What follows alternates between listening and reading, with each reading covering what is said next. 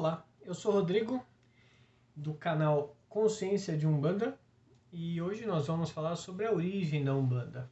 Eu sei que você já deve ter escutado algumas histórias, já deve ter lido na Wikipedia, por exemplo, sobre a Umbanda. Eu acho que conhecer um pouquinho mais sobre a história é sempre interessante, né? Ouvir o que eu acho, o que eu tiro de lições importantes do nascimento da Umbanda, porque é sempre interessante você ter pontos de vista diferentes, né? Mas vamos lá.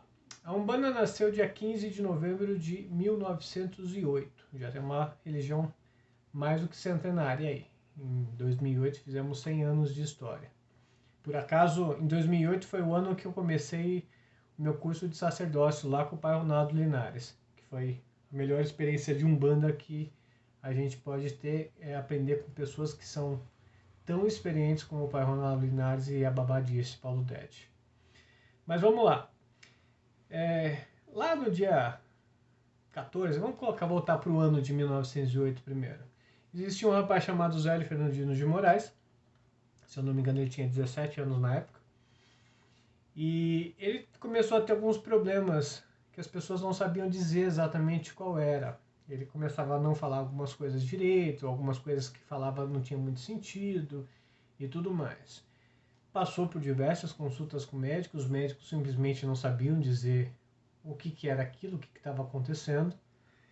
E ele começou a ter esses problemas e ninguém sabia dizer. Então, até que chegou um médico e falou para ele o seguinte: olha, eu acho que o problema dele não é médico, o problema dele talvez seja outro. Por que vocês não procuram essa casa? E passou o nome de uma casa espírita para ele, para a família, no caso, né? Eles levaram o Zélio até a casa espírita e lá chegando começaram a sessão mediúnica, né, a sessão de mesa branca que eles normalmente faziam.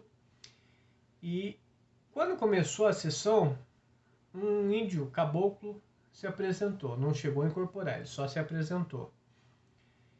E quando se apresentou, um dos dirigentes da casa olhou para ele e falou assim: olha só, você não pode se manifestar aqui, você é um espírito atrasado.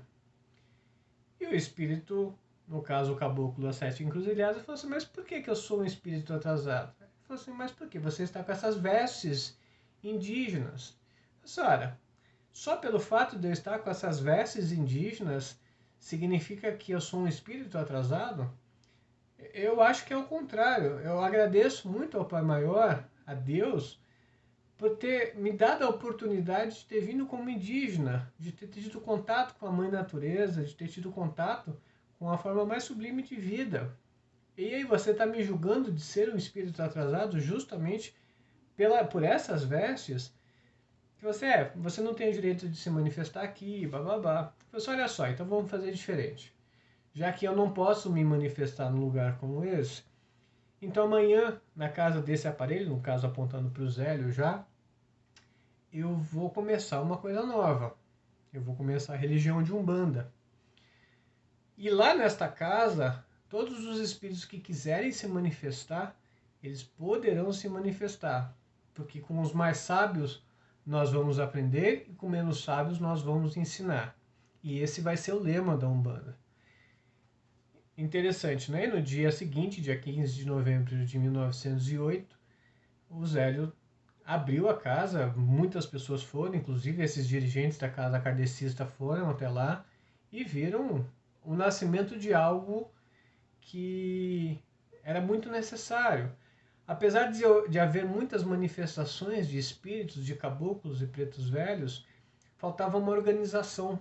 E, na verdade, o caboclo das 7 encruzilhadas passou a organizar a presença desses espíritos, porque existiam muitos espíritos que queriam se manifestar, muitos espíritos que queriam ajudar, inclusive de forma mediúnica, usando médiums para poder conversar com pessoas e praticar a caridade ensinada por Jesus, e simplesmente não podiam, porque nas casas kardecistas eles eram tidos como espíritos atrasados. Então, o Caboclo das 7 Encruzilhadas organizou uma religião nova, que a gente chama de Umbanda, para justamente isso poder acontecer. Então, é importante a gente saber, a Umbanda nasceu basicamente do preconceito, das pessoas em achar que índios, africanos ou outras pessoas que não estão dentro da realidade deles são pessoas atrasadas. Ao contrário, né? São pessoas mais humildes, mas nem por isso são menos cientes do que acontece.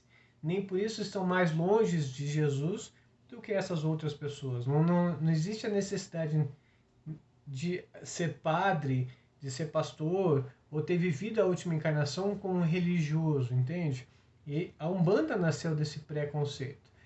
E se você olhar o centro de Umbanda hoje, o centro de Umbanda real, né, aquele que está seguindo os ensinamentos que o Caboclo das Sete Encruzilhadas nos ensinou, que todo espírito tem o direito de se manifestar de forma organizada, tá? Normalmente quem organiza a manifestação disso é os Exus, tá? Por isso que a gente pede, inclusive, a proteção deles na abertura do trabalho, porque às vezes um quiumba pode ser que queira atrapalhar, aquele espírito zombeteiro, né, que o kardecista chama, ele de repente quer atrapalhar o andamento dos trabalhos, e aí os Exus tomam conta para que ele não faça isso. Mas, de uma forma geral, todos os espíritos precisam se manifestar.